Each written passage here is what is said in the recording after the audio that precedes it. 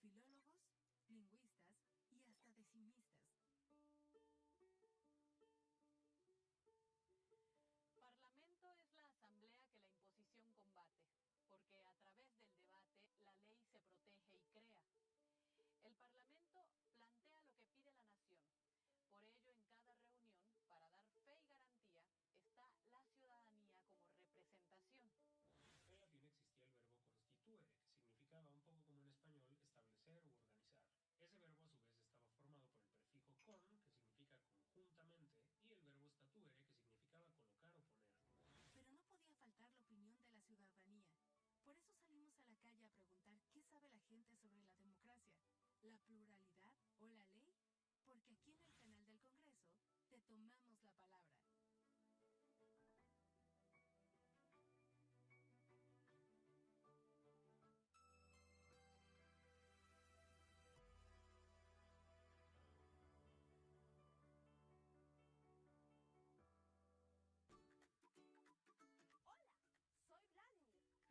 Y les quiero informar que el canal del Congreso ha hecho unas animaciones súper padres que nos van a enseñar la importancia de los derechos de las niñas y los niños de México. Para ti y para todos, son breves cápsulas animadas que de forma sencilla, amable y juguetona informan o recuerdan a los menores de edad, pero también a los adultos, los derechos que los protegen. Derecho a la educación, a la intimidad, a participar, a no ser discriminado y a vivir en familia son algunas de las cápsulas que podremos conocer y disfrutar el Para ti y para todos. Y recuerden, el canal del Congreso está conectando con las niñas.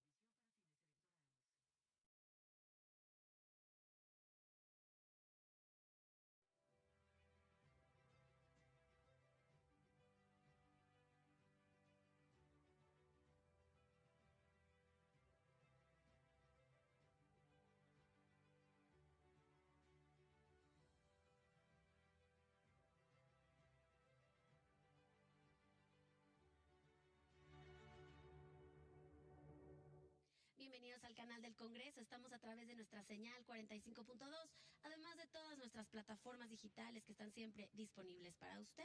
Soy Jimena Cardona, desde la antigua sede del Senado de la República, la casona de Jicotencatl, para traer a todos ustedes la conferencia magistral del doctor Diego Valadez. 200 años de Constitución, Federalismo y Senado mexicano. Damos inicio a estos trabajos.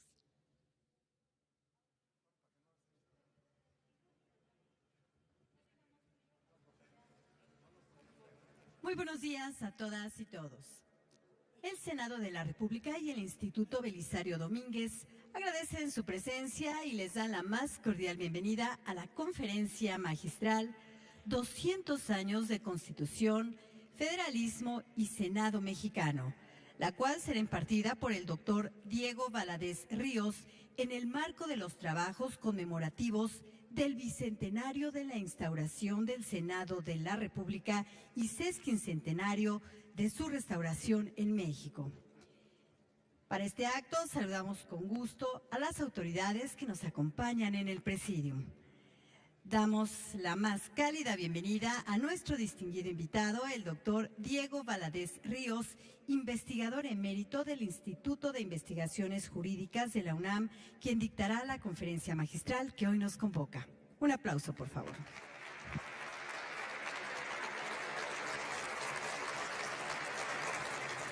De manera particular a la senadora Elvia Marcela Mora Arellano, secretaria de la Mesa Directiva del Senado.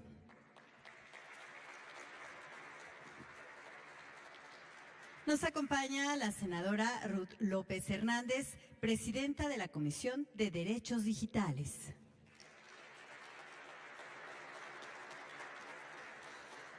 También el secretario técnico de la Mesa Directiva del Senado, el maestro Michael Roya Negrete Cárdenas, quien fungirá como moderador de este evento.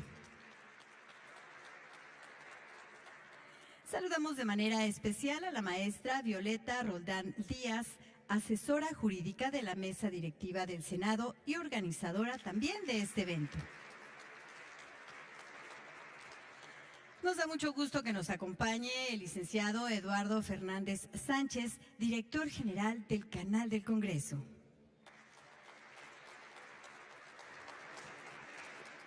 Saludamos con afecto a la maestra Cintia Murrieta Moreno, directora del Centro de Capacitación y Formación Permanente CECAF. Y finalmente agradecemos la presencia del maestro Rodrigo Ávila Barreiro, secretario técnico del Instituto Belisario Domínguez y anfitrión también de este evento. A continuación cedo el uso de la voz a nuestro moderador, el maestro Michael Roya Negrete Cárdenas. Muchas gracias. Muy buenos días a todas y todos. Es un placer para mí estar el día de hoy con ustedes, sobre todo con este presidium tan distinguido. Tenemos el día de hoy la compañía de la senadora Elvia Marcela Mora Arellano, quien es secretaria de la mesa directiva y quien acude en representación de la presidenta Ana Lilia Rivera Rivera. Senadora, por favor, las palabras de bienvenida, si es tan amable. Yo creo que desde aquí, si me permiten, hace mucho calor. No, mejor me paro. Mejor sí. No quería dejar solo al doctor, pero no se preocupe. Gracias.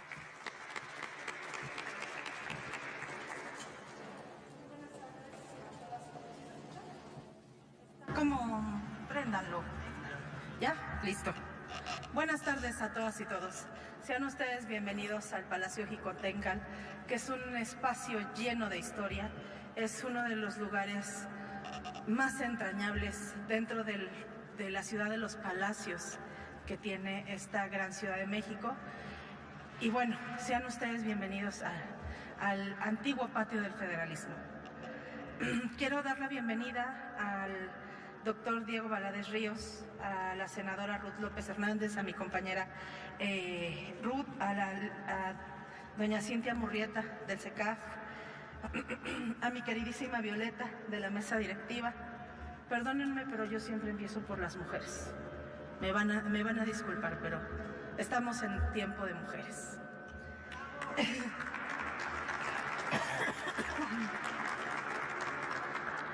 a mi querido Michael, el secretario técnico de la mesa directiva, a don Eduardo Fernández, el director del canal del Congreso, a mi estimadísimo Rodrigo Ávila, el secretario técnico del Instituto Belisario Domínguez, a los compañeros de comunicación y a todas y cada uno de los que hoy están aquí y los que nos ven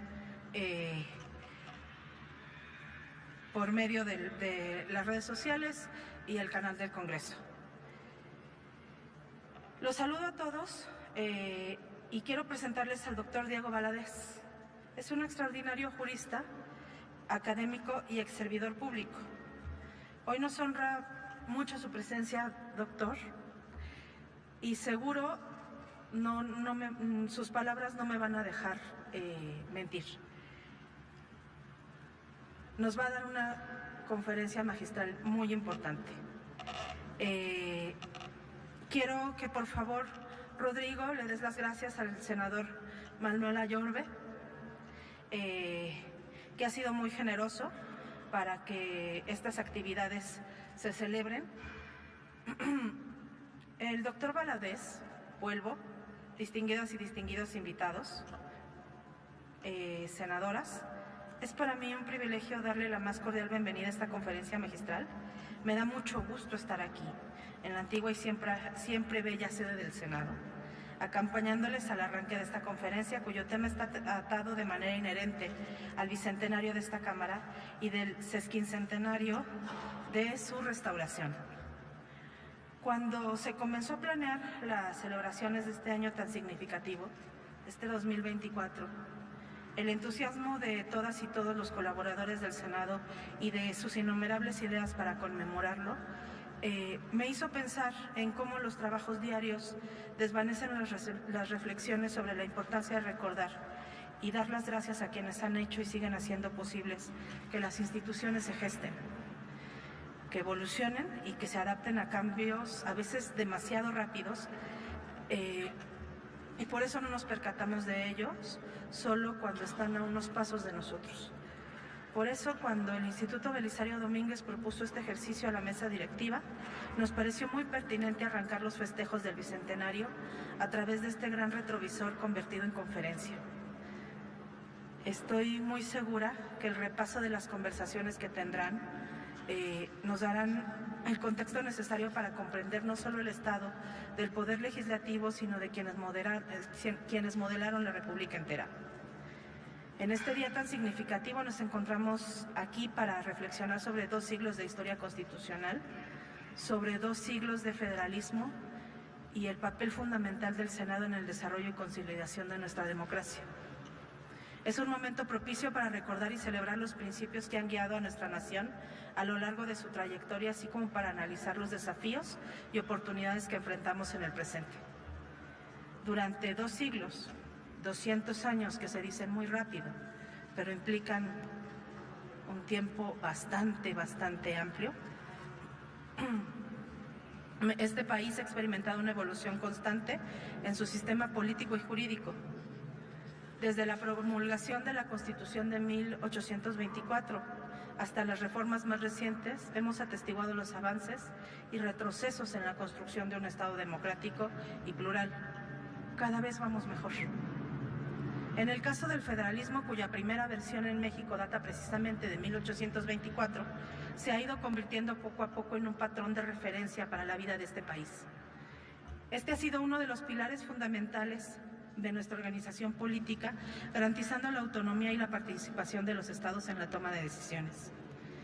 El Senado ha desempeñado un papel crucial en la defensa de los intereses regionales y en la construcción de consensos para la gobernabilidad del país. Sin embargo, también enfrentamos dilemas y desafíos mayores al respecto. Por ejemplo, la desigualdad regional, la falta de inclusión y un renovado y nada discreto ímpetu centralizador son fenómenos que persisten o se acrecientan y que requieren de un compromiso renovado por parte de todas las instituciones y los actores políticos. En este contexto, la regeneración del federalismo en México es una materia abierta que demanda la modernización de instituciones y el replanteamiento de figuras como el régimen de gobierno y el sistema representativo. Aunque con algunas pausas históricas, el federalismo ha sido una decisión que hemos mantenido viva desde 1824, no sin muchas amenazas, como estoy segura que el doctor nos lo va a señalar. Al cabo de estos 200 años de existencia, sigue siendo un concepto inacabado, que todavía está a tiempo de dar mucho más, sobre todo si logramos entender que la descentralización territorial no es equivalente a una genuina desconcentración política del poder. Lo que no parta de esta premisa es y seguirá siendo mera ficción. Sin duda ha habido novedades en el constitucionalismo, en el modelo federalista y en el sistema representativo mexicano, pero la mayor parte se ha desprendido del cambio de régimen político, más que de una propuesta pactada entre entidades o de un proyecto deliberado de la Federación y Ciudadanía, lo cual ha derivado en una secuencia accidentada y casuística. Quizá 2 siglos han sido suficientes para experimentar y ya sea hora de darle forma al sueño de la Constitución de 1824. Pensemos, por ejemplo, esto no le va a gustar a nadie, que el Congreso todo, la Cámara Baja y la Cámara Alta, tendrían que estar sesionando, por ejemplo, en Querétaro. Eso sería un acto de federalismo importante. Sé que no es una cuestión popular, pero habrá que soñar. En fin, en nombre del Senado de la República quiero expresar mi más sincero agradecimiento al doctor, a don Diego Valadez, por su generosidad al compartir con nosotros su conocimiento y reflexiones. Estoy segura que su conferencia será una fuente de inspiración y enriquecimiento para todas y todos los presentes. Sin más preámbulos, y a nombre de la presidenta de la mesa directiva del Senado de la República, doña Ana Lilia Rivera Rivera, doy paso a la conferencia magistral 200 años de Constitución, Federalismo y Senado, impartida por el doctor Diego Valadez. Que este encuentro sea un espacio de aprendizaje y reflexión en el que juntos y juntas podamos construir un mejor futuro para México. Es cuanto. Muchas gracias por su amable atención.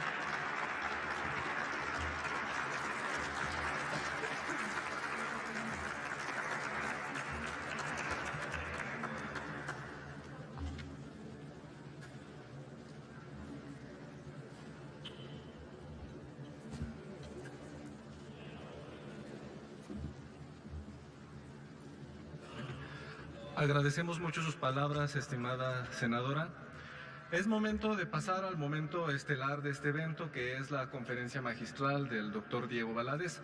El doctor Diego Valadez es uno de esos juristas que realmente no necesitan una presentación, pero por mera formalidad podemos señalar algunos datos destacables de su amplísima currícula. El doctor Diego Valadez es investigador emérito del Instituto de Investigaciones Jurídicas de la UNAM y del Sistema Nacional de Investigadores. Es autor de numerosos libros, de más de una veintena de libros, de más de un centenar de artículos académicos. Ha recibido el Premio Nacional de Jurisprudencia y el Premio Nacional de Artes y Literatura en el campo de la Historia, Ciencias Sociales y Filosofía. Fue director del Instituto de Investigaciones Jurídicas de la UNAM. Es miembro del Colegio Nacional, del Colegio de Sinaloa y de la Academia Mexicana de la Lengua. Actualmente preside el Instituto Iberoamericano del Derecho Constitucional. Por favor, doctor Diego Valadez, es un honor contar con su presencia. El micrófono es suyo. Muchas gracias.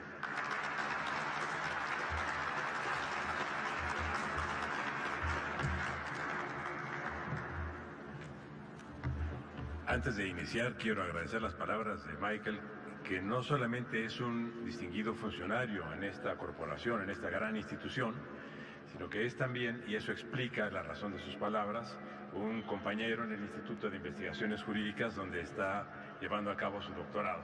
Es que gracias, Michael. Señoras senadoras, señores integrantes del Presidium, señoras, señores, yo creo que si tomara como punto de partida las palabras de la senadora Mora Arellano, estaría correspondiendo holgadamente al objetivo de esta primera charla que se tiene con motivo de las conmemoraciones que se llevan a cabo en diferentes espacios en México, pero muy significativamente en el Senado de la República, porque justamente el Senado es el instrumento por excelencia de los sistemas federales, y por eso celebramos ahora los 200 años de su instauración y los 150 de su restauración. Y las palabras de la senadora Mora Arellano han apuntado de lleno en el aspecto central de lo que puede ser una digna conmemoración. Sí, conocer el origen, sí, conocer la trayectoria, pero fundamentalmente centrarnos después del origen y de la trayectoria en aquellos aspectos que podamos identificar como los faltantes, como la siguiente meta, porque el progreso de las instituciones no se detiene nunca y debemos estar conscientes de que lo que se haga ahora en pro del avance democrático e institucional del país será más adelante otro punto de partida para otros avances que también tendrán que seguir sucediendo. Por eso, en buena hora que hayamos escuchado esa tan acertada reflexión de la senadora, refiriendo que estamos ante una nueva necesidad de modernización, fue la palabra que usó, de las instituciones, en particular del federalismo, que tenemos que pensar en el fortalecimiento del sistema representativo y que tenemos también que plantearnos nuevos horizontes para el federalismo y para las instituciones generales de la democracia mexicana. Este es un tema acerca del cual he hablado mucho con un querido colega, amigo y compañero de muchas actividades, con Luis Mendoza, y que también está ahora como parte de este importante Instituto Belisario Domínguez. Y con varios de los aquí presentes, con muchos de ustedes, me une una añeja amistad y celebro esta nueva reunión, este nuevo encuentro, justamente en este marco celebratorio. Todos sabemos que la formación del federalismo mexicano tuvo mucho que ver con la influencia ejercida por el constitucionalismo estadounidense. Cuando se plantea la primera construcción de las instituciones constitucionales mexicanas, estamos en plena revolución de independencia. Es 1814 y es Apatzingán. Y ahí surge un ejemplo para el mundo, porque se trata del primer movimiento revolucionario, en este caso además insurgente, que se da a sí mismo una constitución. Ninguna otra fuerza revolucionaria, ninguna otra revolución previa ni posterior ha adoptado para regir su orientación un marco constitucional. ¿Por qué lo digo? Porque es frecuente que entre nosotros, a veces llevados por un escepticismo injustificado, digamos que no estamos hechos para la democracia o para el Estado de Derecho. Saludo con mucho cariño, respeto y admiración a la senadora Paredes.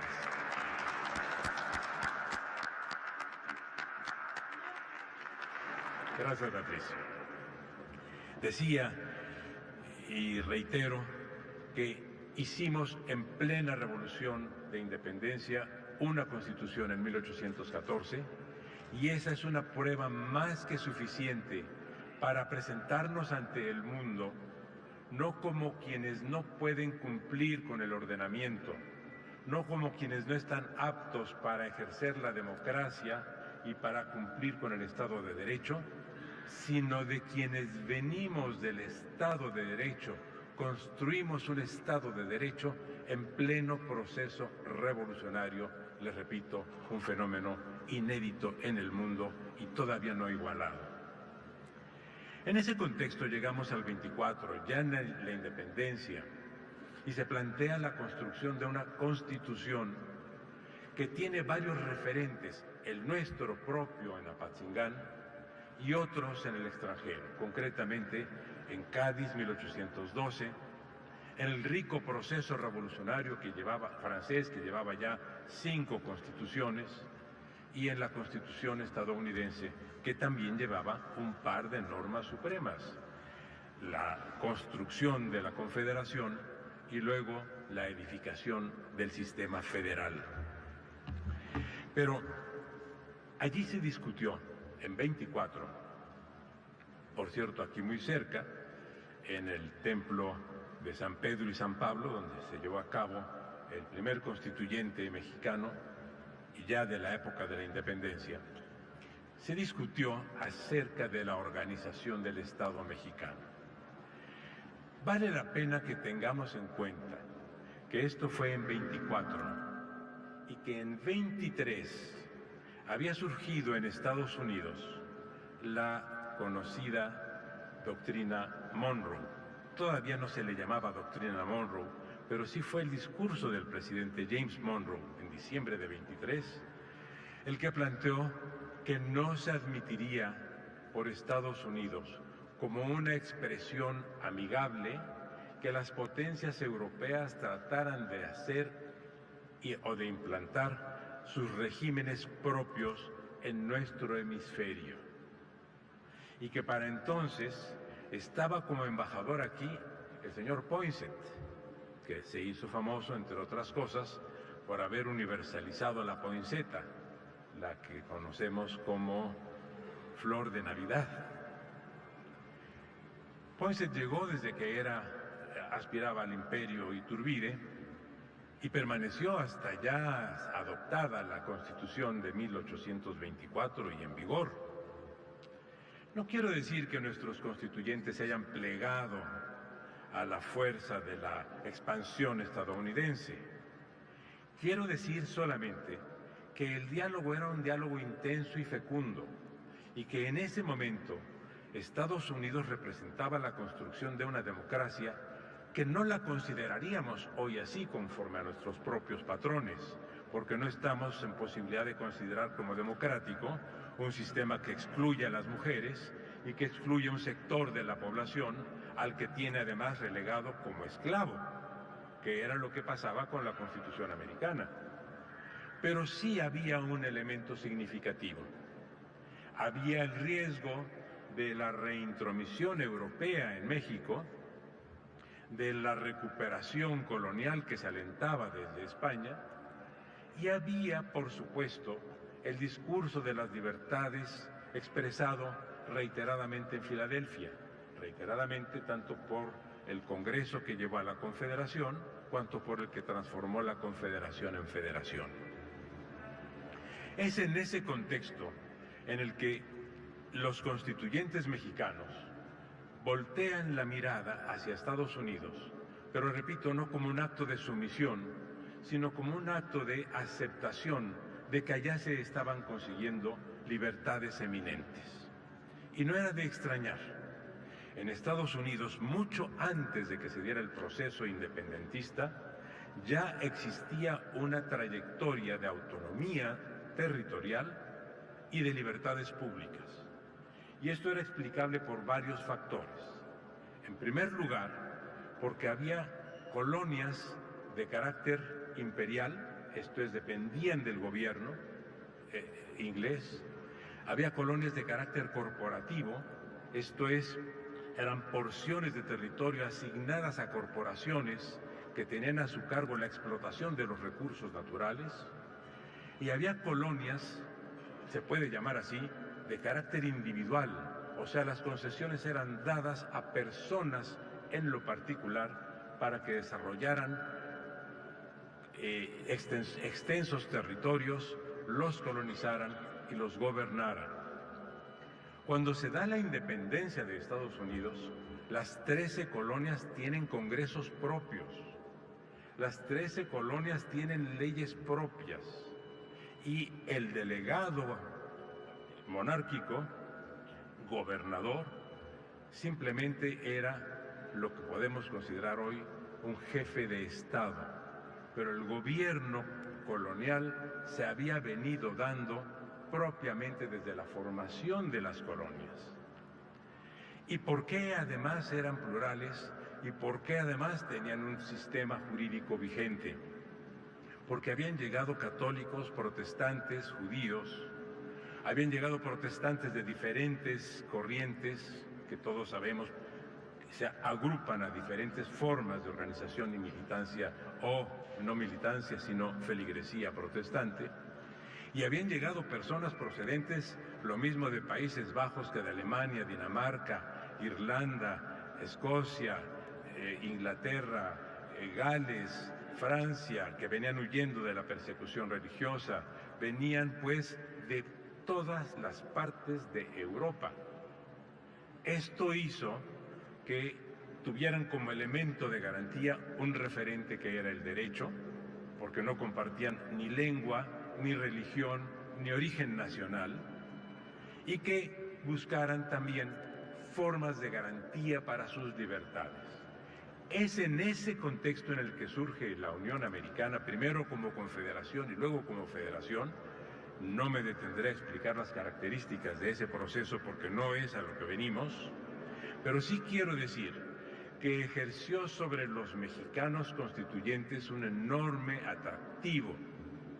Y para complementar esto, una de las figuras clave del Congreso Constituyente de 24, Servando Teresa de Mier, a quien por cierto no gustaba que le dijeran fray porque había dejado la profesión eclesiástica, y hoy seguimos llamándole fray Servando cuando él se llamaba a sí mismo Servando Teresa de Mier, había vivido en Estados Unidos y había elaborado un memorial dirigido desde 1821 a los caudillos o líderes de la independencia mexicana, explicándoles con detalle cómo funcionaba el sistema constitucional estadounidense.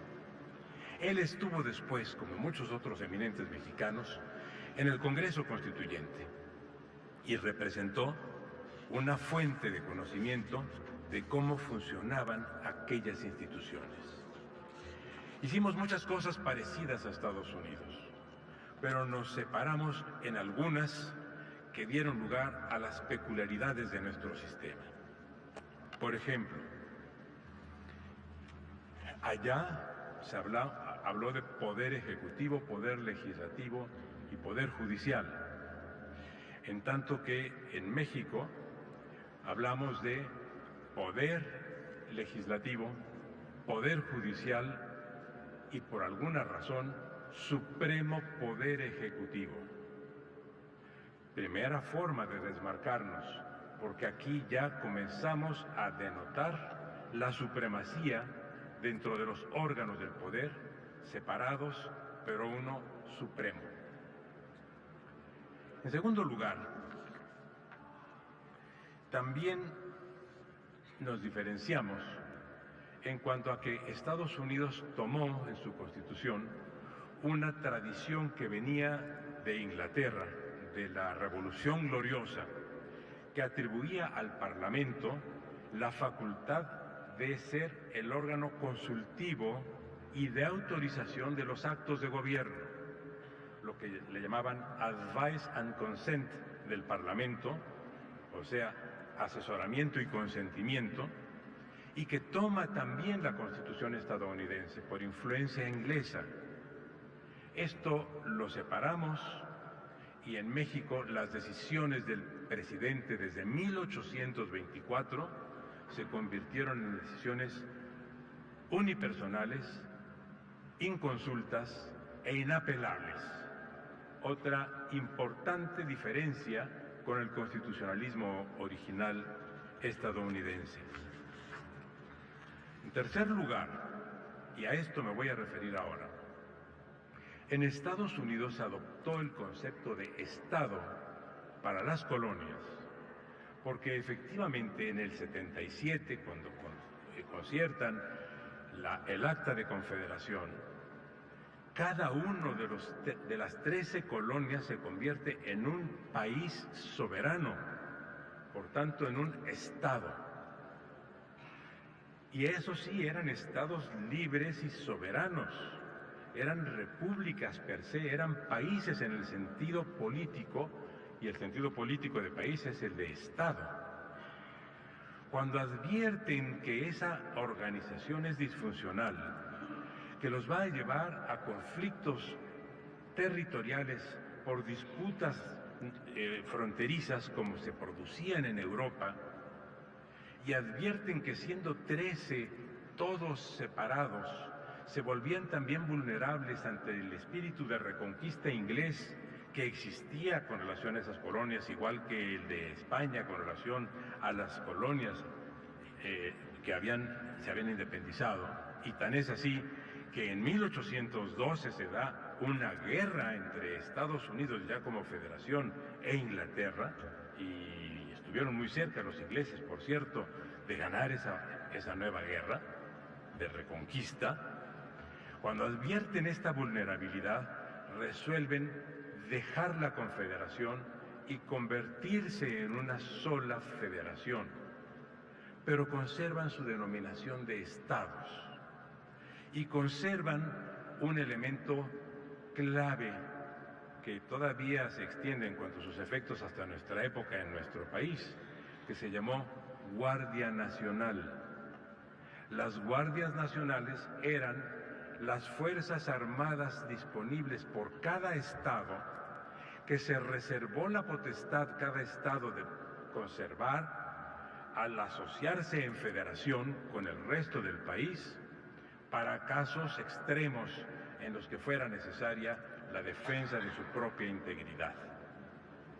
Y es con este motivo que se forma una federación procedente de una confederación a la que acogen diferentes aspectos que estaban presentes en la vida de los estados soberanos que decidían abdicar de su soberanía para integrarse en una sola unión, pero que entre otras cosas exigieron tener una cámara representativa de los estados. Y esa fue el Senado. Y por eso los integrantes de la Cámara de Representantes eran elegidos popularmente, pero los integrantes del Senado eran designados por los congresos de cada estado, porque los representantes representaban, y por eso se adoptó ese nombre, al pueblo, y los senadores representaban a los estados, a los intereses de los estados, para convertirse en guardianes de la soberanía que se convertía a partir de entonces en autonomía. Dejaban de ser supremos, pero seguían teniendo facultades autorregulatorias que se llaman autonomía. Y aquí es donde ya comenzamos a tener una diferencia también marcada, ya no solo en el sistema presidencial, sino también en la formación de la federación. Y es aquí donde nosotros adoptamos una denominación que a todas luces no se justificaba. Ciertamente en el proceso de construcción de la Constitución hubo áreas del país que exigieron la formación del Estado federal a trueque de, no siendo así, separarse del país y convertirse en estados autónomos. Fue, por ejemplo, el caso de Jalisco, fue el caso de Oaxaca, fue el caso de Yucatán, que plantearon federalismo o independencia. Pero nuestra formación federal obedeció a una fuerza centrífuga, esto es, extender el poder hacia afuera, mientras que en Estados Unidos correspondió a un proceso centrípeto. El poder se había dispersado y la federación tuvo como propósito recuperarlo, recogerlo, coordinarlo. Bien, hasta aquí pinceladas para precisar cómo se dieron nuestras diferencias y nuestras coincidencias. Son muchas más, pero solamente voy ahora a algo que, de acuerdo con lo que nos señalaba la senadora Mora, debemos tener en cuenta en nuestro tiempo. Porque hubo aspectos que sí se recogieron, hubo aspectos que se modificaron, como los que ya he comentado, y hubo aspectos que se omitieron. Uno de los aspectos que se omitieron tiene mucho que ver con lo que se produjo a lo largo del siglo XIX, con lo que se siguió produciendo a lo largo del siglo XX y con lo que se continúa produciendo a lo largo del siglo, lo que llevamos del siglo XXI. Y es que a las entidades federativas, a diferencia de Estados Unidos, no se les dieron facultades de carácter fiscal. La fiscalidad suele ser un tema que los constitucionalistas pasamos por alto. No tenemos por costumbre examinar el régimen fiscal como uno de los componentes políticos esenciales de un sistema constitucional. Cuando hablamos de nuestro sistema presidencial, que ya sabemos tiene particularmente un origen reciente en la Constitución de 1917, digo reciente por sus características hipertrofiadas, pero viene, como ya señalé, desde 1824, ya señalándose en 24 como supremo poder ejecutivo. Curiosamente, esta supremacía se reitera en la Constitución de 57 y se refrenda en la Constitución de 17. ¿Y qué pasa? Que lo hacemos válido y efectivamente es supremo porque no hay relación de simetría entre el supremo poder ejecutivo y el poder legislativo a secas o el poder judicial a secas. Hay una época en la que se justifica la preeminencia, que se llama 1917. Perdonen que dé este salto cronológico. En 1917, nuestros constituyentes fueron unos auténticos héroes, no solo visionarios, como siempre los hemos visto, que también lo fueron heroicos, porque construyeron una constitución, se dieron tiempo para concentrarse en los problemas del país, debatirlos y plantear sus soluciones, con un país invadido militarmente por la primera potencia del mundo, porque el ejército de Pershing se retiró del territorio mexicano el 5 de febrero de 1917, el mismo día en el que fue promulgada la Constitución. Hasta entonces habían ocupado una parte del territorio mexicano. Y en las 32 entidades federativas, incluidos los territorios entonces y el Distrito Federal, de las 32 entidades había sublevaciones en marcha en 21. Había sublevaciones en Tamaulipas, en Nuevo León, en Chihuahua, en Durango, en Sonora, en Sinaloa, en Jalisco, en Oaxaca, en Morelos, en Guerrero, en Veracruz, en Chiapas, en Tabasco. El país estaba incendiado. Y por eso cuando convoca el primer jefe al constituyente, excluye a todas las fuerzas que estaban actuando en contra del poder, del ejército constitucionalista y del constitucionalismo, y nuestro Congreso, siendo, como ya dije, visionario y heroico, no fue un Congreso plenamente representativo de la totalidad de las fuerzas políticas del país, porque quedaron excluidos expresamente por la convocatoria muchísimos mexicanos que no estuvieron presentes. No estuvo el villismo, el zapatismo, el orozquismo, el felicismo, tantas y tantas fuerzas como había, como ya dije a ustedes, en el país. Pero construyen un sistema que justamente está llamado a aplacar a ese país.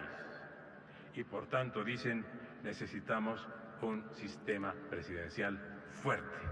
Y así se habló expresamente en el Congreso, acogiendo en este sentido las ideas planteadas por Emilio Rabasa, quien había sido un severo crítico de la Constitución del 57. Y presidencialismo fuerte tuvimos, y pacificaron al país los presidentes, si bien les llevó 20 años. La última rebelión, la del sedillismo en San Luis Potosí, fue domeñada en 1936. 20 años después de vigencia de la Constitución. Era explicable el presidencialismo fuerte. De otra manera, estábamos sentenciados a seguir viviendo en la turbulencia y en la guerra civil. En el siglo XIX pasó algo semejante. La forma de construir el federalismo, que entre otras cosas modificó la elección del presidente. En Estados Unidos el presidente se elegía como se elige hoy, entonces no se los tengo que decir porque es el mismo procedimiento. Pero los presidentes de México no eran elegidos por esa modalidad indirecta que aplica en los Estados Unidos, sino eran propuestos por los congresos de los estados, que solamente tenían una condición: proponer que entre sus propuestas hubiera por lo menos uno que no fuera oriundo del estado. De manera que cada estado podía proponer a uno suyo y a uno ajeno. Y entre los ajenos era donde coincidían la mayor parte de los nombres, y quien calificaba era la Cámara de Diputados. De manera que nuestro sistema presidencial parte del sistema caciquil, porque el dominio de las asambleas locales en los estados lo tenían los caciques, que por otra parte en su mayoría o eran terratenientes o eran militares, o estaban altamente vinculados al clero. De manera que los presidentes eran elegidos por una constelación de fuerzas que incluían terratenientes, militares y clero, no pueblo. Bien, esta es una diferencia con Estados Unidos, donde aunque fuera indirecta la elección, sí participaba el pueblo. Y nos generó un presidencialismo, como ya sabemos, el de los Bustamantes y el de los Santa Annas, y luego el de Porfirio Díaz. Bien, esta es la cuenta que traemos pendiente. Y esto se consolida en nuestro tiempo de manera pacífica, de manera, digamos, sensata, articulada, razonable, a través del sistema fiscal.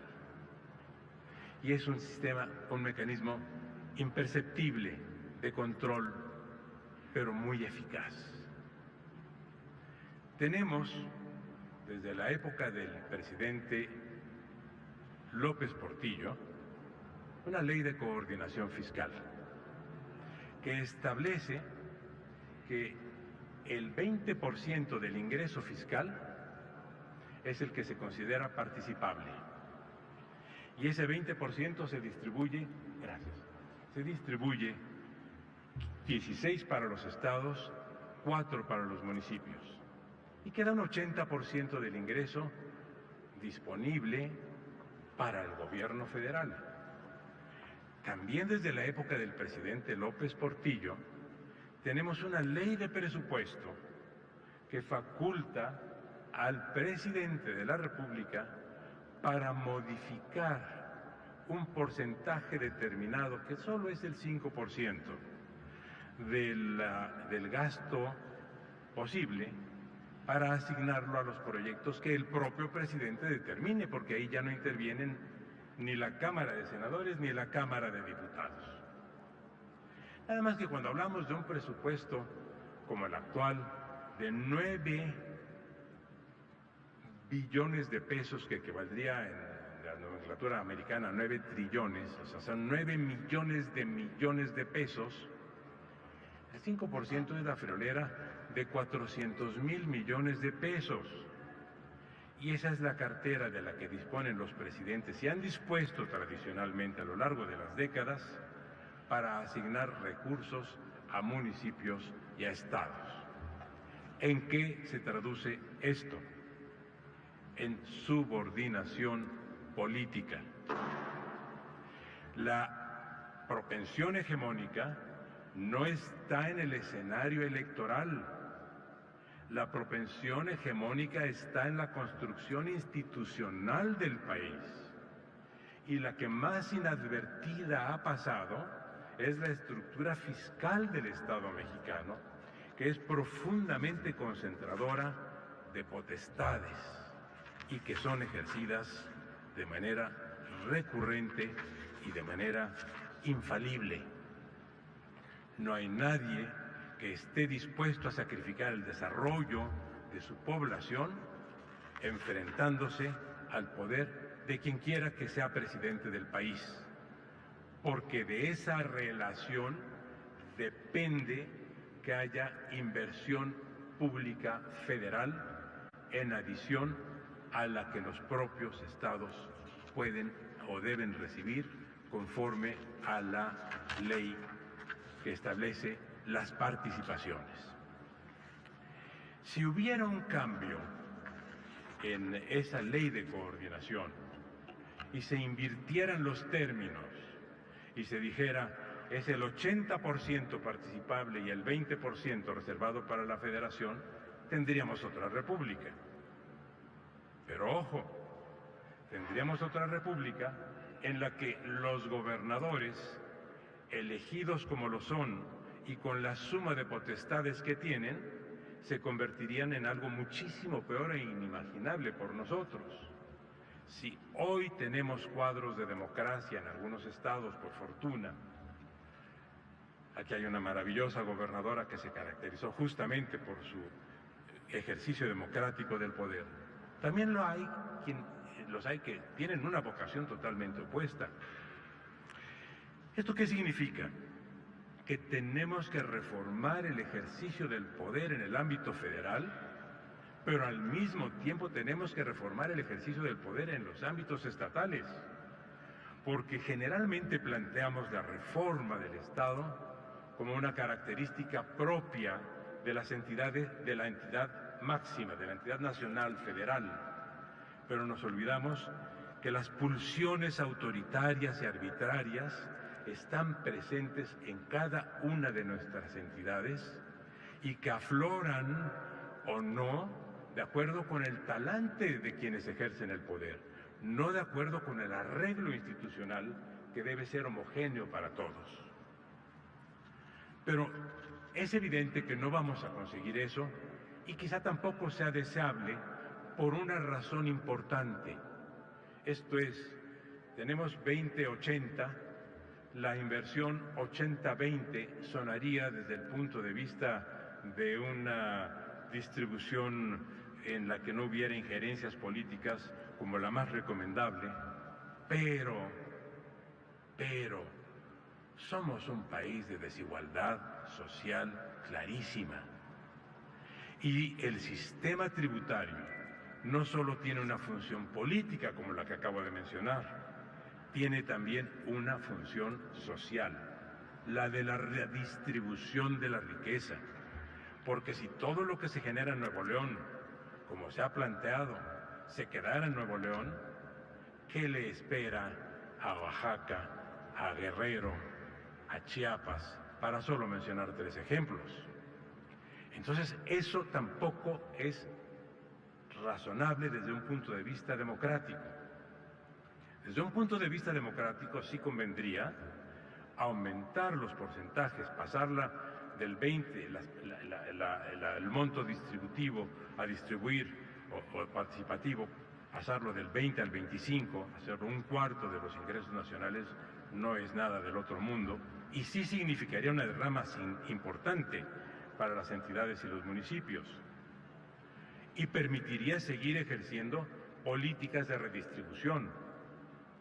Pero hay otro factor que tenemos olvidado y es que no hemos regresado a las entidades federativas, es más, no les hemos dado a las entidades federativas facultades tributarias. Miren ustedes, en México el ingreso por el impuesto predial, que es el que más se cobra en los estados, en este momento corresponde al 0.2 del PIB mexicano. Eso es lo que ingresa por la vía predial. Y tengamos en cuenta que estamos considerando urbes como México, Guadalajara, Monterrey y otra 50 de urbes donde la posibilidad de ejercicio de la actualización del padrón y de la actualización de las contribuciones es un hecho, pero tenemos más de 2.300 municipios. La mayor parte carecen de facultades para la actualización del padrón y para la actualización de sus tarifas. Por eso tenemos el 0.2 del PIB. Fíjense ustedes, en otros estados federales, en Brasil, tienen el 0.7 de ingreso predial los municipios. En Argentina, el 0.5. En otros países federales también, Alemania, el 1.5 frente al 0.2 de México. En Estados Unidos, el 1%. En Bélgica, el 0.7%. Si nos comparamos con América Latina, con países unitarios, en Chile es el 0.7% el ingreso procedente del predial. En Costa Rica es el 1%. En Panamá también es el 1%. Nuestro rezago es monumental. Y si vamos al ámbito de las facultades fiscales de los estados, pues nos encontramos que nuestros estados no tienen atribuciones fiscales, no tienen capacidad recaudatoria. Se intentó y se abrió una clave en el artículo 73 constitucional que no ha sido utilizada y que podría y debería ser ampliada. Nosotros nos encontramos, por ejemplo, en el caso de California, con que ellos pueden imponer una renta, un impuesto a la renta, al ingreso, del 13.3%. Florida ha optado por 0%, y por eso es el estado al que se van a refugiar todos los ancianos como yo, ya jubilados, todavía no como yo todavía no como ellos, pero que se van a ir porque ahí pagan el 0%. En el caso de Nueva York, el impuesto del Estado a la renta es del 10.9%, pero además la ciudad de Nueva York, por eso es la más cara de Estados Unidos, tiene también un impuesto a la renta del 3.9% del ingreso. ¿Qué quiere decir esto? Que es un federalismo que está actuando, que está funcionando, en el cual las entidades federativas sí cuentan con participación del ingreso federal, sí cuentan con inversión del gobierno federal, pero también ejercen su propia capacidad tributaria y pueden con ello diseñar políticas de desarrollo efectivo y de bienestar real. Voy a concluir, amigas y amigos, llevo 38 minutos acusando de su paciencia, para señalar que hace muchos años, para definir el régimen fiscal de México, se llevaron a cabo convenciones nacionales fiscales. En el curso de 22 años hubo 3, una en 1923, otra en 1933 y otra, la última, en 1947. Ahí se definieron estos mecanismos. Bien, en 23 años hubo 3 convenciones fiscales. La novedad es que en 77 años no ha habido ninguna nueva convención fiscal. Y yo creo que este Senado es el espacio adecuado para convocar una nueva convención fiscal que genere mejores condiciones de distribución del poder económico y por tanto del poder político. Voy a concluir, si me permite la señora senadora, con otra reflexión que también atañe al Senado, porque uno de nuestros problemas es ese hiperpresidencialismo que nos acompaña y que resulta ya asfixiante para la vida general del país. Pero no es el único. El otro gran problema que tenemos es el de la violencia. Y el de la violencia también tiene mucho que ver con el sistema federal. Fundamentalmente porque nosotros tenemos una precaria distribución entre las atribuciones que corresponden a lo que llamamos fuero común y fuero federal, también producto de una construcción deficiente desde 1824. ¿Y qué ocurre con el fuero común y el fuero federal? ¿Qué es un arcaísmo? Veamos, por ejemplo, que la Constitución establece que el presidente de la República solo puede ser enjuiciado por delitos graves del fuero común, así dice la Constitución. O sea, si el presidente de la República comete un delito de homicidio, es perseguible por el fuero común y puede ser enjuiciado.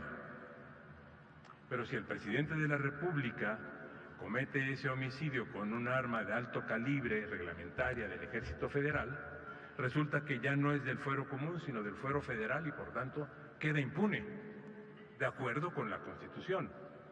¿Qué significa? Que ya el concepto de fuero común y fuero federal es un concepto arcaico que solo está sirviendo como coartada para la delincuencia organizada. Y ya sabemos cómo salen buena parte de los delincuentes, a quienes después, por su salida, se atribuye o imputa corrupción de la judicatura, cuando no es así. Lo mejor que puede hacer un delincuente cuando es atrapado y cuando hay pruebas inocultables en su contra es dejarse enjuiciar. Y al final del juicio, cuando ya ha sido sentenciado, entonces sí recurrir al amparo y decir: yo maté y me procesó el fuero federal, hay error en el fuero, debo ser puesto en libertad. Y lo ponen en libertad. O al revés, yo maté, usé una ametralladora, un cuerno de chivo y me procesó el fuero federal, pero era homicidio y debería haber sido enjuiciado por el fuero común. Y se le da la razón, porque en los dos casos puede aducirla si es que tiene un buen abogado. Tenemos que asumir que el fuero federal y el fuero común deben ser objeto de una revisión y ningún espacio mejor para llevarlo a cabo, convocando a un gran pleno de juristas de todo el país, que el Senado de la República, para determinar la pertinencia, no de mantener o disolver el fuero, eso dejémoslo como está, pero avancemos lo que ya se inició también en el artículo 73, para determinar cuáles son los tipos de delito que se pueden perseguir simultáneamente por autoridades federales y por autoridades locales, y entonces sí que vamos a acabar con la impunidad. Miren ustedes, hay un artículo que nunca ha sido tocado en la Constitución, porque se considera irrelevante, el 120. El artículo 120 de la Constitución dice: los titulares de los poderes ejecutivos de las entidades federativas están obligados a publicar y hacer cumplir las leyes federales. Es todo lo que el artículo dice. Este artículo cayó en desuso. ¿Desde cuándo? Desde que los aviones comenzaron a llevar el diario oficial a todo el país. Esto se generalizó particularmente en la década de los 50. Y a partir de la década de los 50, en los estados comenzaron a publicar en sus diarios oficiales cada vez menos la legislación federal, sobre todo porque la legislación propendió a ser muy abundosa. En la actualidad ni siquiera se imprimen los diarios oficiales más que para efectos de documentación, porque todo mundo en todo el país consulta, llámese juez, llámese abogado, llámese notario, llámese profesor, llámese estudiante, llámese ciudadano interesado, se consulta en línea. Entonces ya los gobernadores no cumplen con el 120. Sí, nada más que el 120 contiene dos hipótesis. Una, los gobernadores están obligados a publicar, y dos, los gobernadores están obligados a hacer cumplir las leyes federales. Y amigas, amigos, esto último no está pasando, porque no hemos redefinido lo que entendemos por fuero común y por fuero federal. Por tanto, en este formidable segundo centenario del Senado y este magnífico sesquicentenario de su restablecimiento, me atrevo a proponer a las señoras senadoras, a los señores senadores, que consideren la posibilidad de convocar sendas reuniones, una convención fiscal y una convención de juristas, y que nos ofrezcan dos de las soluciones que resultan más urgentes para mejorar nuestra gobernabilidad, mejorar nuestra democracia y mejorar nuestro federalismo. Les agradezco muchísimo su paciencia.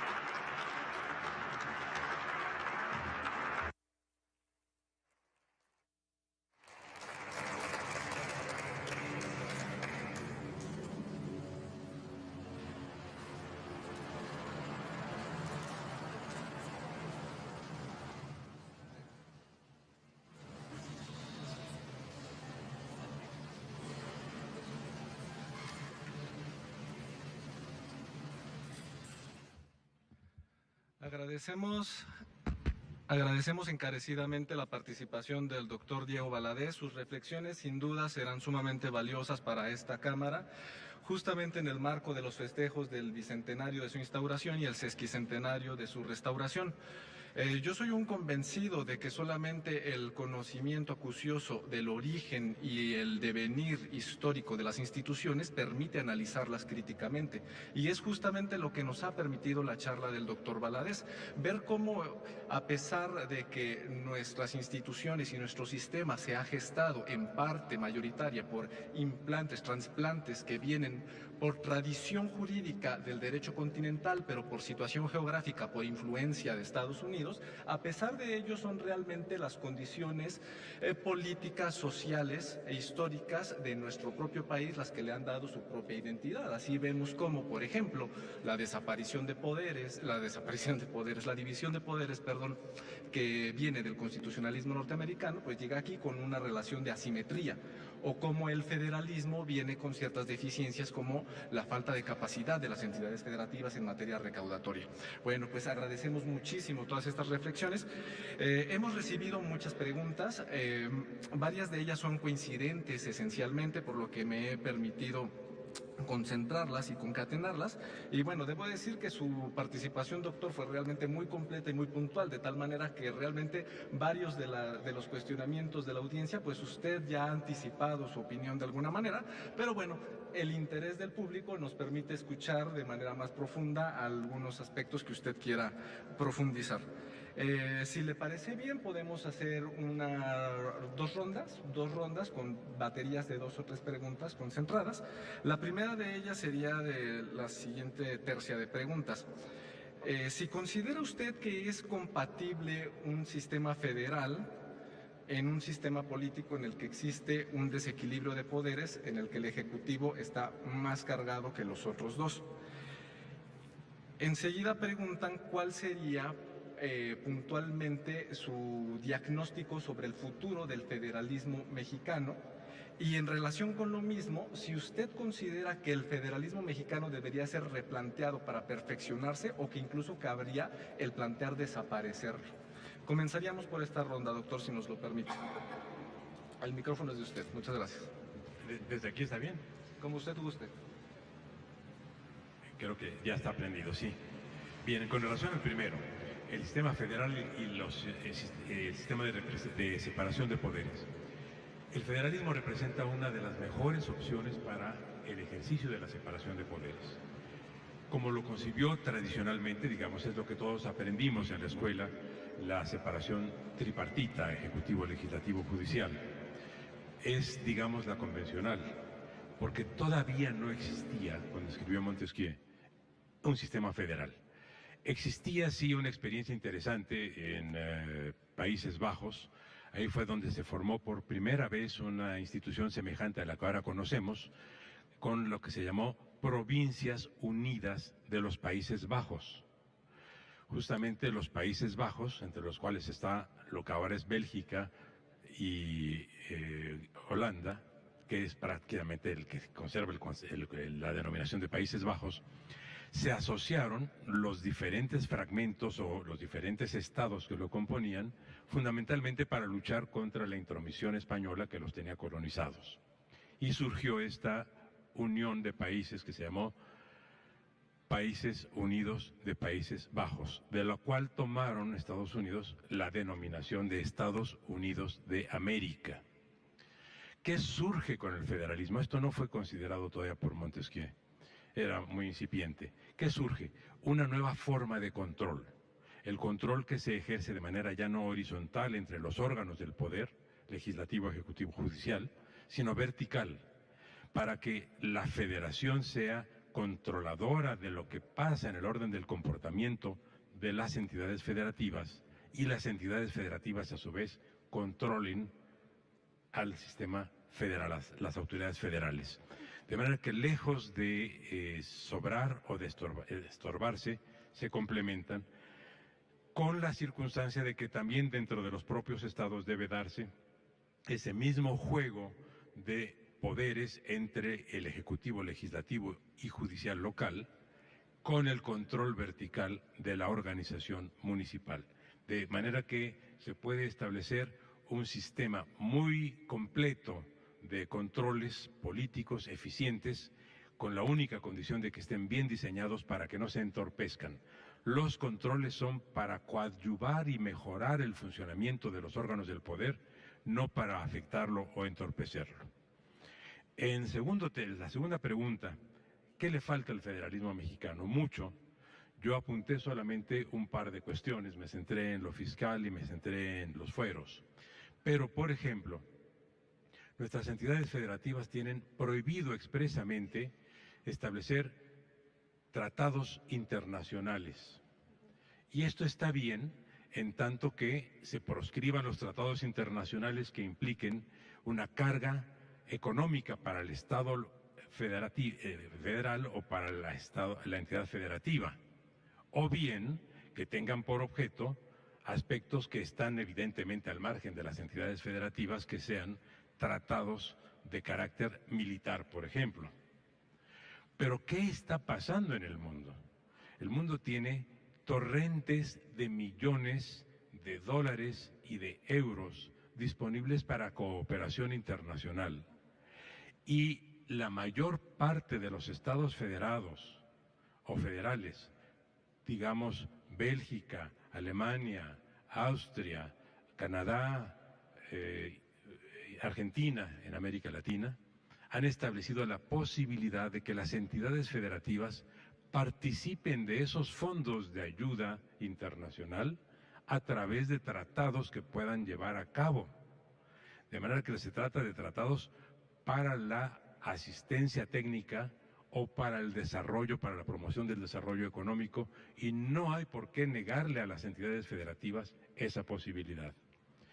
Otra es la de un federalismo más cooperativo, de suerte que los estados puedan organizarse entre sí a manera regional para maximizar los recursos de los que disponen, de manera que en materia educativa, en materia ambiental, puedan hacer esfuerzos colectivos. Uno de los grandes problemas que estamos viviendo en México es el del agua.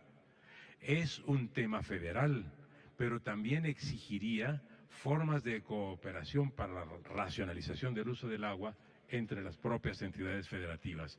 De manera que he señalado solo un par de ejemplos conforme a los cuales el federalismo mexicano tiene que modernizarse para darle más facultades a las entidades federativas. Muchísimas gracias, doctor. Aprovecho para comentarle al público que las reflexiones que nos ha dado el doctor a través de esta conferencia van a ser publicadas en una obra que será editada en conjunto por el Instituto Belisario Domínguez y la Mesa Directiva del Senado de la República, y estará próximamente disponible para descarga en las páginas oficiales. Seguiré con la siguiente batería de preguntas, doctor. Hablando ya concretamente del Senado de la República, ¿cuál es su diagnóstico sobre la institución como representante del federalismo? Más puntualmente preguntan qué piensa usted sobre las numerosas reformas que se han hecho al artículo 73 de la Constitución y si respecto del Senado usted considera que tiene un margen de acción actualmente para fortalecer el federalismo o si es necesario una reforma al Senado para tal efecto. El micrófono es suyo. Muchas gracias. Muchas gracias. En efecto, el Senado en México desde el año 74 no fue propiamente un cuerpo colegiado representativo de las entidades federativas, por una razón, porque desde el 74 hay senador por el Distrito Federal. En Estados Unidos, el Distrito de Columbia no tiene representación en el Senado. El Senado corresponde al llamado Pacto Federal y en ese no está incluido la ciudad capital, porque la capitalidad es general, es para toda la Unión. Aún así, lo que tiene el Senado como característica es que es un cuerpo representativo de la nación. Esto es, tanto la Cámara de Senadores cuanto la Cámara de Diputados son órganos representativos de la nación. Esto se fortalece por el hecho de que ya no solamente tenemos senadores por entidades federativas, sino también senadores por una circunscripción única. Desde mi punto de vista, la representación nacional que ejerce el Senado es muy positiva y yo sí me inclino por que se mantenga este carácter de senadores de mayoría, senadores de primera minoría y senadores de representación proporcional, porque contribuye a la efectivación del pluralismo político en el país. Entre más senadores haya con estas características, más posibilidades existen de que diferentes fuerzas políticas del país estén representadas en el Senado. Dicho esto, paso a la segunda parte de la pregunta. ¿Qué facultades o qué cambios sugeriría yo hacer en el Senado? Sugiero dos muy importantes que involucran al Senado y a la Cámara de Diputados. Creo que el Senado también debe participar en la determinación del presupuesto, no solamente la Cámara de Diputados. Y creo que la Cámara de Diputados también debe participar en la deliberación de los tratados internacionales, no solamente el Senado. ¿Por qué? Porque nuestros tratados internacionales tienen jerarquía superior al de las leyes federales. Y sí resulta asimétrico que las leyes federales sean aprobadas por ambas cámaras, pero una disposición normativa supraordinada a la ley solo es aprobada por el Senado. Esto rompe la relación de simetría entre ambas cámaras. Y en cuanto al presupuesto, el hecho de que se discutan las partidas del presupuesto solo entre diputados, sin tener en cuenta el criterio de los senadores, que también son representantes de la nación, y en muy buena forma muchos representantes de las entidades federativas que no tengan voz en ese proceso, me parece que también rompe con la simetría entre los integrantes del Congreso. Uno de nuestros problemas centrales en la reforma del Estado mexicano consiste en que haya mayor simetría en la relación entre los órganos, no solo entre el Ejecutivo y el Legislativo y el Judicial, sino también intraorgánica, o sea, dentro de las propias cámaras. De manera que sí, creo que hay mucho por hacer en ese sentido y todo en favor de la democracia. Nada de esto mermaría la estructura democrática del Estado, sino que la fortalecería desde mi punto de vista.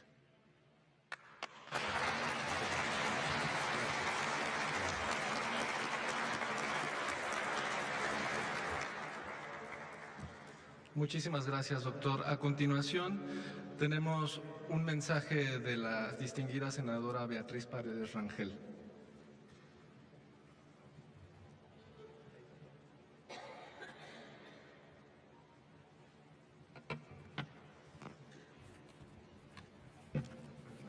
Gracias. No, de ninguna manera es un mensaje. Mensaje es una expresión muy seria. Gracias. Es un breve comentario. Una breve comentario motivada por la espléndida exposición del distinguido ponente, el doctor Diego Valadez, disculpándome primero con los asistentes, con la presidenta de la Comisión de Relaciones Exteriores por no haber llegado al inicio, con Rodrigo. Estábamos conduciendo un foro del Gilberto Bosque sobre migración. Mil disculpas, Diego, que terminó unos minutos después del inicio de esta sesión. Primero, felicitar a la mesa directiva del Senado y a el Instituto Belisario Domínguez por el conjunto de eventos que se están realizando con motivo de la conmemoración del aniversario 200 de la fundación del Senado.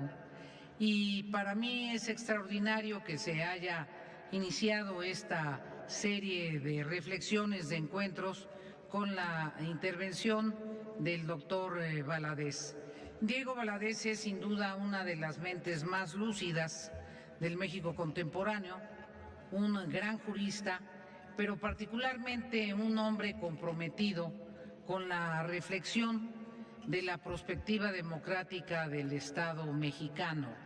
Es una persona de las dimensiones de los mejores mexicanos y hago remembranza en él de un amigo mutuo muy querido, Porfirio Muñoz Ledo. Diego y yo tenemos la feliz circunstancia de haber coincidido en la Cámara de Diputados y de compartir una perspectiva similar sobre el desarrollo de la transición democrática de nuestro país y preocupaciones también similares. Hago este comentario y al mismo tiempo, querido Diego, quisiera formularte una pregunta final de mi parte.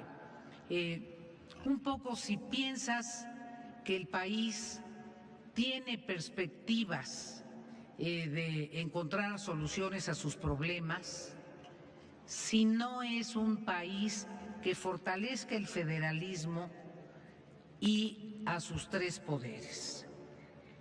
Si tenemos destino viable en una ruta en donde se reproduzca el presidencialismo en el siglo XXI. Quiero decirles que tanto Diego como yo participamos en una etapa de presidencialismo exacerbado y desde entonces somos muy críticos del presidencialismo. No es una crítica circunstancial ni tiene que ver con una visión partidista. Al contrario, yo soy militante de un partido muy presidencialista y siempre he estado distante de esa visión.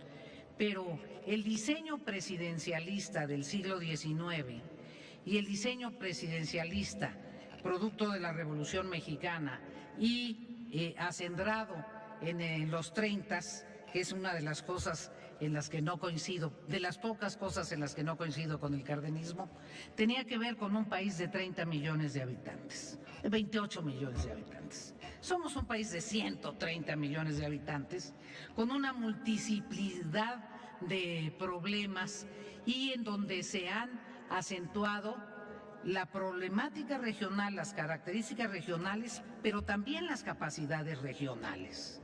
Y yo de repente siento que el presidencialismo nos asfixia a las regiones. Pero me gustaría, en una perspectiva de esta situación inerme del federalismo y reducida de la potestad de los tres poderes, si el rumbo del país sigue siendo centralista y presidencialista, ¿cuál es la perspectiva que percibes? Gracias. Y muchas gracias al Instituto y a ustedes por esta organización.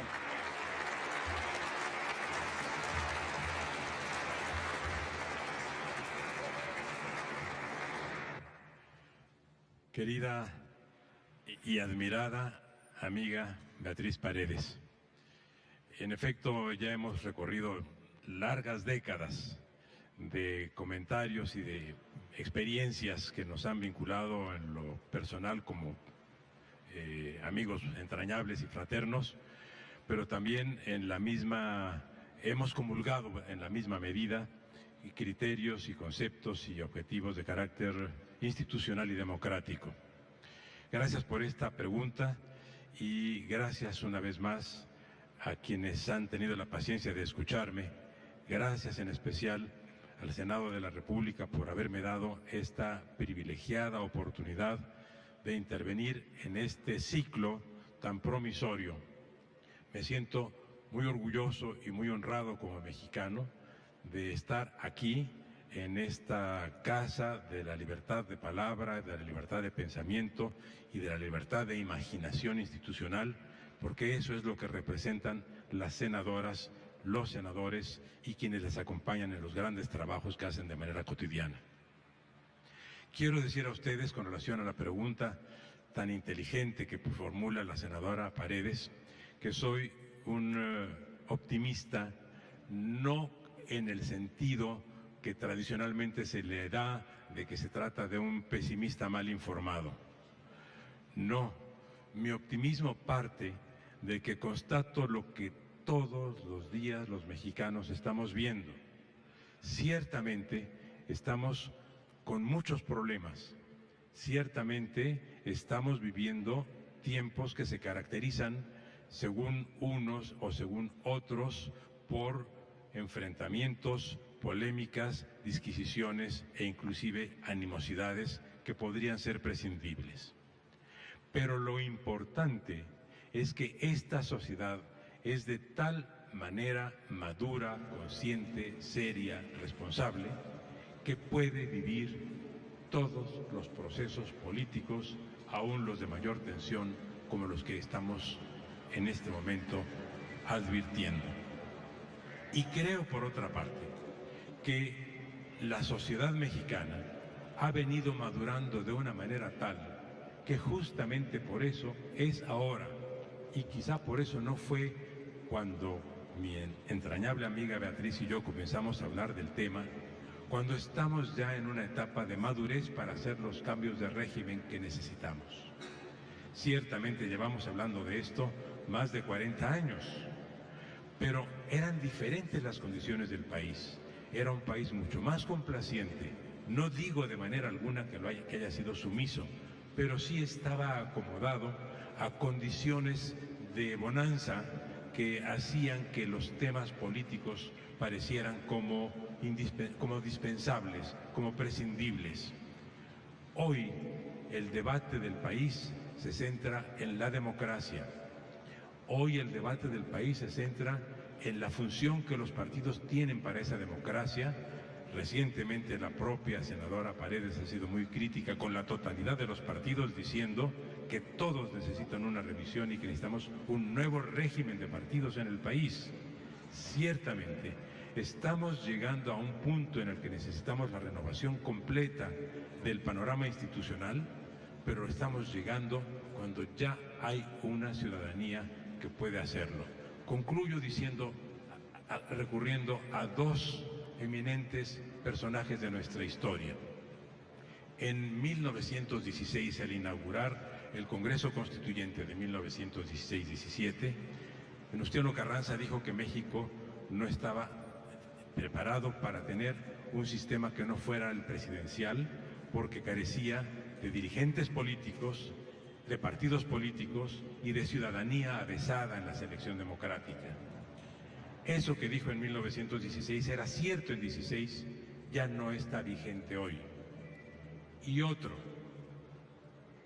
Morelos, justamente cuando es aprobada la Constitución de Apatzingán, cuando tienen que integrarse los órganos del Estado, cuando tiene que ser elegido un Congreso Nacional y tiene que ser designada una Corte, la primera del país, Morelos dijo, en plena guerra, en 1814, perseguido como andaba, el país fracturado como estaba y apenas con unos cuantos enclaves ya vigentes, en donde ya estaba vigente la independencia, o por lo menos el movimiento independentista había triunfado, dijo, No teman, mexicanos, encontraremos a quienes sepan guiarnos, a quienes sepan integrar un buen Congreso y una buena Corte y un buen gobierno, porque México siempre encontrará a las personas que necesite en el momento que los requiera. Y hoy reitero esas palabras de Morelos. Muchas gracias.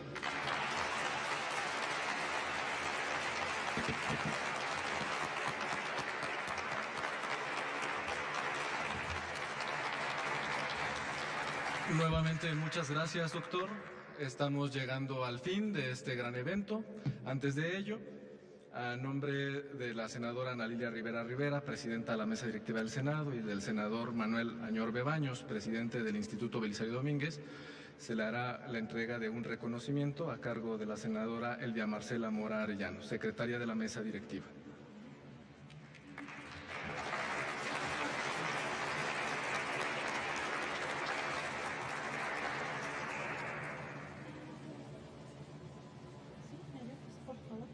¿Me ayudan con...? ¿Ya se escucha? ¿Me ayudas? Porque quiero agradecer profundamente la magnífica exposición, el cúmulo de saberes y la generosa oportunidad de tenerlo hoy aquí. Quiero decirles que el doctor Valadez fue uno de los primeros que el día 8 de marzo expuso y señaló la terrible, ¿cómo decirlo? Pues condenó los terribles actos que pudimos constatar en la plaza de Zacatecas.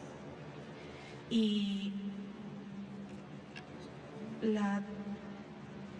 el tino de llamar y contestar a un secretario de gobierno que lastimosamente hizo declaraciones poco afortunadas, de verdad, mi admiración y mi agradecimiento.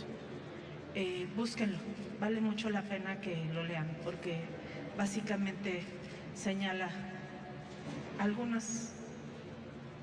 pone los puntos sobre las íes, pero también trae en los festejos de la instauración, del bicentenario de la instauración y el sesquincentenario de la restauración, la seriedad y la importancia de hablar de una institución como es el Senado de la República. Y yo le quiero agradecer también porque lo sigo con detenimiento y quiero ahora, si usted me lo permite, hacer un comentario que además usted lo puso público. Lo tengo por aquí. En el nuevo discurso público se está generalizando el uso desenfadado de voces altisonantes que suscitan hilaridad. Los protagonistas se divierten, pero no es eso lo que necesitamos 130 millones de personas. No se les pide que sean solemnes, solo que no sean frívolos. Gobernar es un asunto serio. Lo dejo para la reflexión y para que recordemos que el Senado de la República es una de las instituciones más importantes, más allá de los fallos y más allá de las personas. Que siga siendo un espacio donde el consenso, el diálogo y la democracia priven. Muchas gracias a todas y todos. Y quiero entregarle, doctor, a nombre de la mesa directiva, reconocimiento por ser usted quien inaugura, junto con la Lotería Nacional, los festejos del bicentenario y el sesquicentenario de este Senado de la República. Enhorabuena y muchas gracias. Nos viste de lujo. Gracias.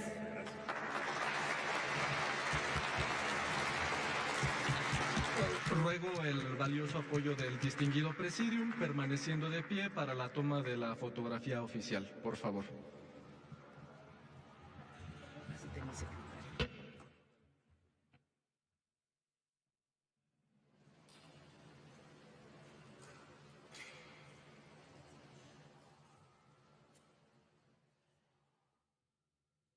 De esta manera concluye la conferencia.